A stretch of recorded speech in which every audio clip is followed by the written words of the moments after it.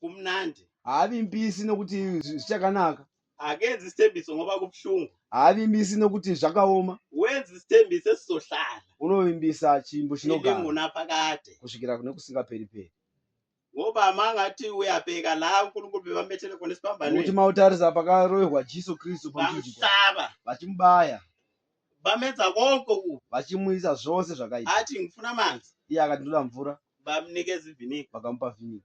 Yayibona iviniga baba njani? Vhiniga inovava zvisingabviri, But bayamnika uzubuhlungu. asi vakamupa kuti awe Mina kulesikhathi la uNkulunkulu kube bekungemi lesa sikhathi. inini panguva yode kuti ndini panguva iyoyo. Decision ebengizoyithatha lapha. Decision ndaitora ipapo, Decision yokuthi ngizubuhlungu manje. ndaizwa kuti anoda Ngifuna ukudlula kulesimo. ndoda kuti ndichidarika Mangicela ukudlula la kuphelile. kana ndangopedza kudarika ipapo zvapera. Kodwa uNkulunkulu uthe kulesikhathi ezwa khona ubuhlungu. Asi Jesu wakati panguva iyoyo achirwadziwa, Omunye wathi uNkulunkulu ungangishiyi. wakati musandisiya Jesu. Waphendula kulobo buhlungu akibo. Wati wampindura wati Ngizokuba nawe ndichava newe eparadise. paradise. uNkulunkulu emele simthembe ngaso sonke isikhathi. Ndiye watinofanira kuimba naye nguva dzose. Na kubafundi bakhe washo. Wadzidza vake vakadaro Wathi siyohlangana egadini. vatinonosangana kuGarirea, Baphinde bahlangana futhi egadini. vakatonosangana zvechokwadi kuGarirea. Uye uNkulunkulu efuna simthembe. Ndiye watinofanira kuimba naye Siyasimthembe ngaso sonke isikhathi. nguva dzose. uNkulunkulu wemihla namalanga. Ndiye Mwari wamazuva ose, Uye othi singazazi ndiye unoti tisatya ngokuba mina ngizana. nokuti uneso. Wananga uzazi dinenge wananga uzazi dinenge wananga uzazi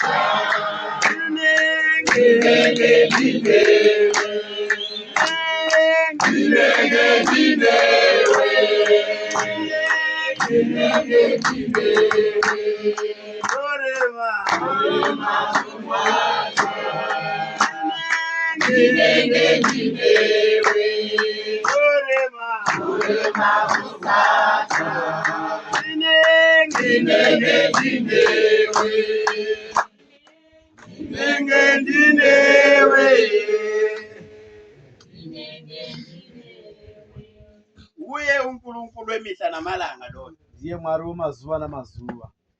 Lonke iBhayibhili la ulifunda khona Bhaibheri rose paunoriverenga uthi ngizokuba nani anoti ndichava nemi ebunzimeni pazvakaoma nala kumnandi khona, nepazvinenge zvakanaka, ngoba la emhlabeni ziyatshintsha vele nokuti ikhaya. pano panyika pano nguva dzinochinja. Khona isikhathi sokulahla manje, Pane nguva dzekuti unorasha matombo, khona isikhathi sokuwabuthelela manje, kune nguva dzekuti unomaunganidza futi, khona isikhathi sokukhala, kune nguva yekuchema, khona isikhathi sokujabula. kune nguva yekufara. Isikhathi siyatshintsha-tshintsha, Nguva dzinochinja chinja amalanga ayatshintsha-tshintsha, nemazuva anochinja chinja, kodwa uNkulunkulu akatshintshi. asi Jehovha achinja.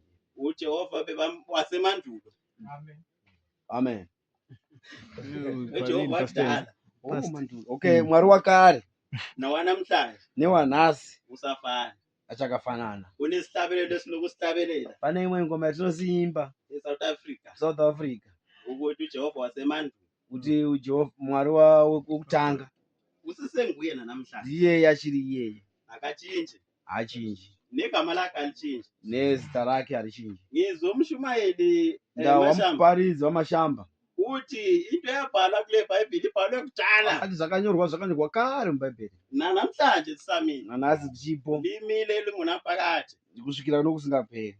Nami bazalwane, Nesu vanoti vatendi ngiyabonga ithuba lanamhlanje tinotenda nechanzi yanhasi ukuthi ngiphakame negama kuti likaNkulunkulu phakathi ndisumuke kwenu. nezita raJehovha pakati kwenyu. Ngithanda ukubonga uRabhayi. Toda kutenda teacher Rabbi. Bengingashumayeli mina phakathi kwabantu, Hayi into angasingaparidzi pavanhu.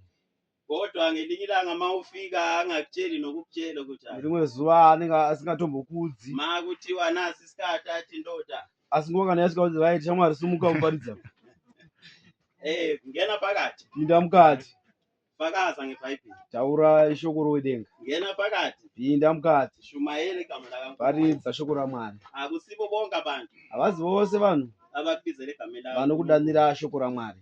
Ngiyacela ke bazalwane, Tinokumbirisa vanhu vaMwari sibize sivizaneni ngatidananei sivizanele egameni lakaNkulunkulu. tichidanirana kuna Mwari. Ngiyabonga isikhathi bazalwane Tinotenda nguva ino engisitholayo manje. yamandipa Nginami bazalwane ngicela ukuhlala phansi nokuvira kuti ndichigara pasi ngibonga amagama kaNkulunkulu mashoko ose ndichimatenda engininikeze wona. achapanana.